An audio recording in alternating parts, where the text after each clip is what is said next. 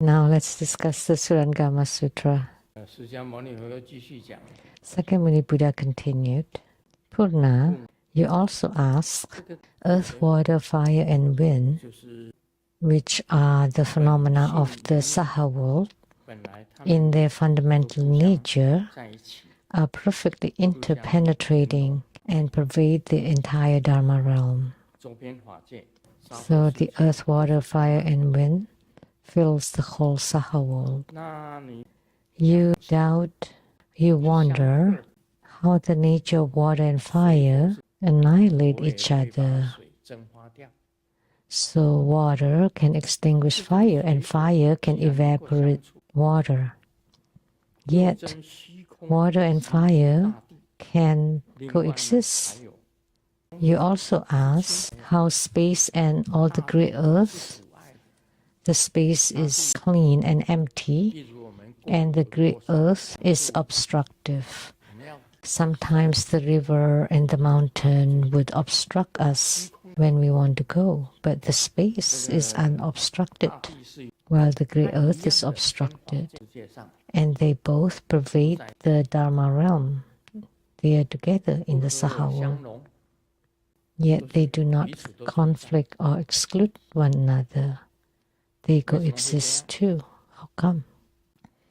Sakyamuni Buddha then said, like the empty space, there is nothing. It has no forms whatsoever. It's limitless as far as you can see. Nothing exists in there. Yet it does not obstruct those forms from manifesting. Although the space is completely interpenetrating, but it let all forms to manifest freely. Why is this so? Purna, consider that vast empty space. When the sun shines, it becomes bright. When clouds gather, it becomes dark. When there's wind, the tree moves. When after rain stops, then you see clear sky. When vapors condense, it seems turbid. Like on cloudy days, it is hazy and you cannot see the clear sky. And when dust accumulates, when there are too much PM 2.5 or smoke, that it forms smog. When water is clean, then it can reflect many things. If the water is very clean and clear, it would reflect many things. So what do you think? Are these various conditioned phenomena, each distinct in nature, produced from those causes, or do they inherently exist in space? So does it exist because of a certain reason? So existence and emptiness are also interpenetrating. Therefore, emptiness is existence, existence is emptiness. And then he continued. He used another analogy talking about the sun. I think it's better to use the moon. Purna, the Venerable, when the sun shines, the sun radiates brightness. The world in the 10 directions should be all in the same color of the sun. Why then is there a distinct round sun still seen in the sky? I find morning sun as it's rising. You can see the sun very clearly. Otherwise, it's difficult to see the sun clearly. It's easier to see the moon because you would not be able to open your eyes to see the sun. Although the sun is there, but it's too bright. So he said, but do you still see the sun in the sky? And he asked, is this the radiance of the space or the radiance of the sun? When the sun radiates brightness, the world of the 10 directions should all be in the same color of the sun. Why then is there the distinct round sun still seen in the sky? If it were space that is bright, space itself should shine. So why, in the middle of the night, when there are clouds and mists, is there no brightness? When there are clouds or mists or smokes, how come there is no light? So you should know that this brightness is neither from the sun nor the space, yet it is not separate from neither space nor the sun. Yet it is also from the space and the sun. So it's not different and it's also not the same. I think writing it this way, what he meant is, for example, if there is someone under the sun standing in the east, there would be a shadow. When the sun shines on a person, that would generate a shadow. If he's in the west, there is still a shadow. If he stands in the north, there is also a shadow there. Or even in the south. Doesn't matter where he stands, he would have a shadow. That's his analogy. Like the moon. The moon is easier to look at. There are moons on the thousands of rivers, as long as there are water on it. The moon is in the sky, but reflecting upon the water of the thousands of rivers, because it's a clean water, there are moon in it. So when you look at the bodies of waters or rivers, there are moons in them. So which moon is the real one? So is the moon in the sky the real one, or the one in the water, or reflected somewhere?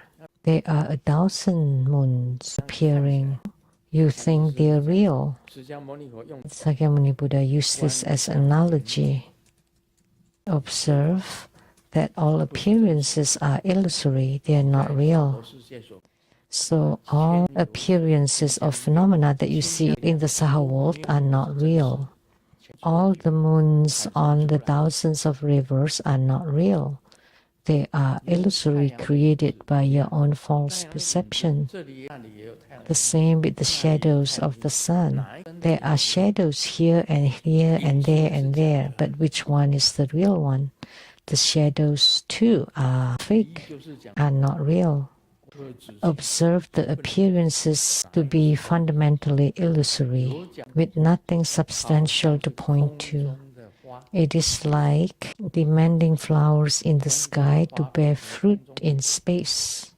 And you ask, how come the earth, water, fire, and wind coexist and not annihilate each other?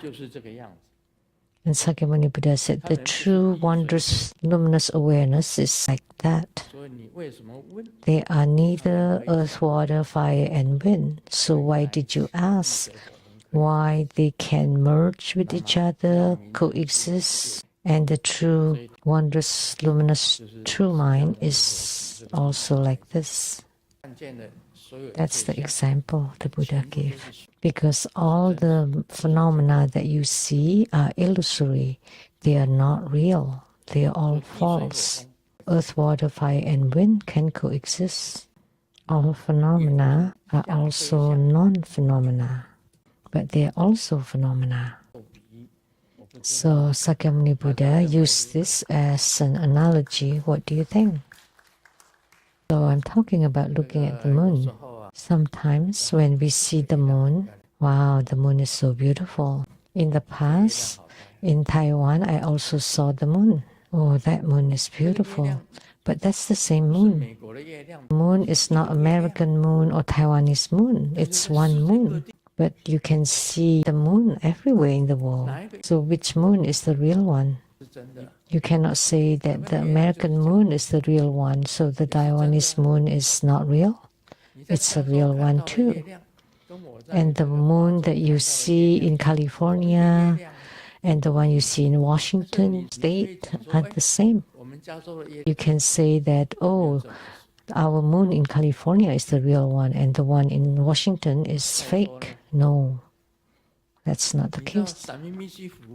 So you go to Lake Sammamish And when the moon shines on the lake, there is a moon in Lake Sammamish. And on Lake Washington, there's also a moon. And on the Phantom Lake, there's also a moon there. So which moon is the real one?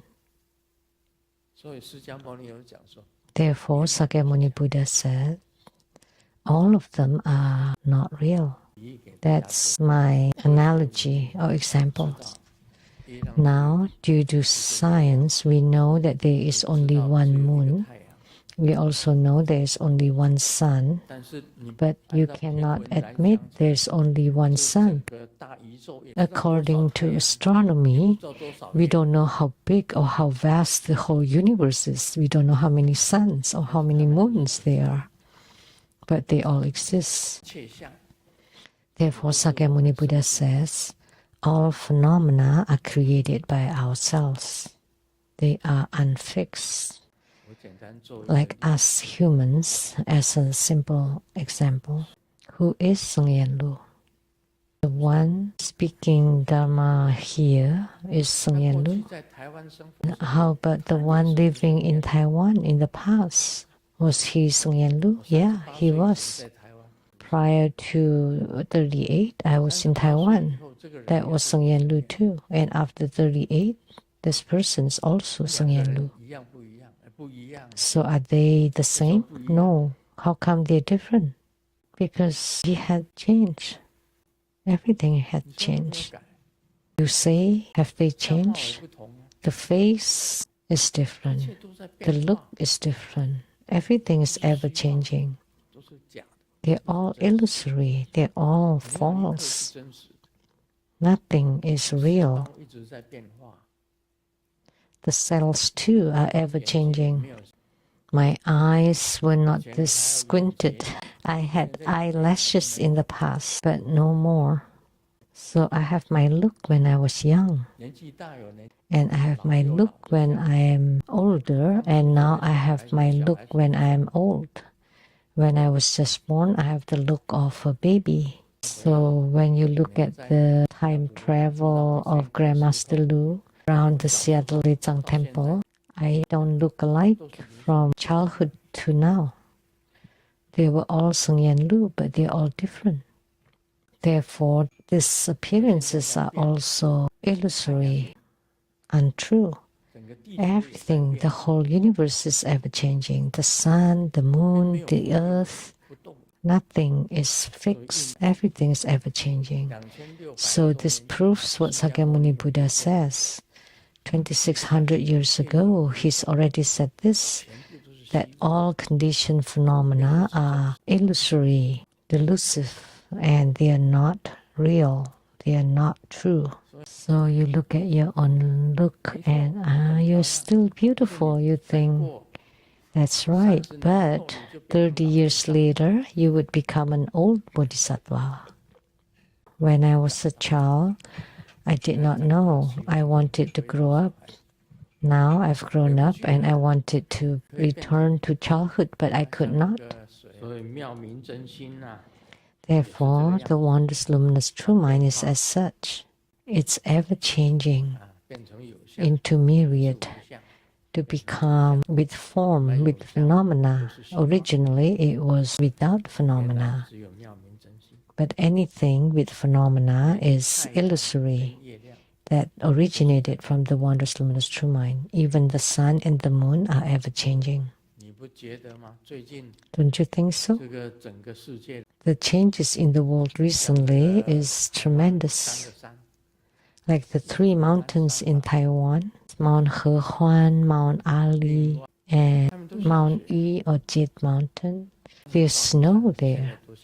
Those are the three higher mountains in Taiwan. In the past, you cannot see snow on Mount Ali, Ali-san, although it's cold, but there had never been snow before. But now it's snowing there. Have you heard that there's snow in Hawaii? There is a volcano that has snow there now. There was no snow in Hawaii in the past, but I heard it's snowing there now. How about Hong Kong? Anyone from Hong Kong? Only frost, but never snow. But if in the future it snows in Hong Kong, you will really see it.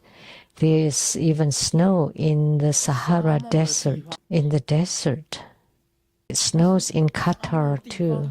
Desert area, how could it snow there? But it's snowing now.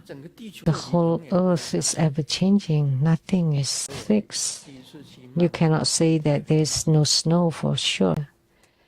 I remember I went to Bangkok, Thailand. They don't use any rods or stainless steel. They just use bricks stacked together for the whole big building. And I said, how could that possible? In Taiwan, we have to use steel rods. But in Thailand, you just use bricks stacked together. And they all told me because they have no earthquakes in Thailand. But now they have earthquakes there. Were there earthquakes in Malaysia before? No, that's what the Malaysians told me. But now, yes. So it's different. The whole world is ever changing. So it's different now. The whole world is changing. Nothing is fixed forever. It's continually changing. One day there would be flood in the desert area. One day the prosperous city would become desert. So it's changing. The whole earth crust is also ever changing. Nothing is not changing. That's why Sakyamuni Buddha said, all phenomena is illusory and false. In reality, that's the case. Humans too are ever changing. That's the meaning of this whole passage. Sakyamuni Buddha told Purna, the questions Purna asks, the earth, water, fire, and wind coexist. They generate each other, but they also subdue each other based on the 5 elements. Like the metal can subdue the wood, and the wood subdue the earth. The earth subdue the water or restrains the water. Water restrains the fire, and fire restrains the metal. So they're the mutually restraining or mutually generating. So they both coexist. They either mutually restraining or mutually generating. The same with our bodies. It consists of the earth, water, fire, and wind, and they are mutually generating and mutually restraining. They coexist, transforming each other. So the body of a human, the body of the whole universe, and the whole world are mutually generating and mutually restraining. This is what Sakyamuni Buddha told Purna.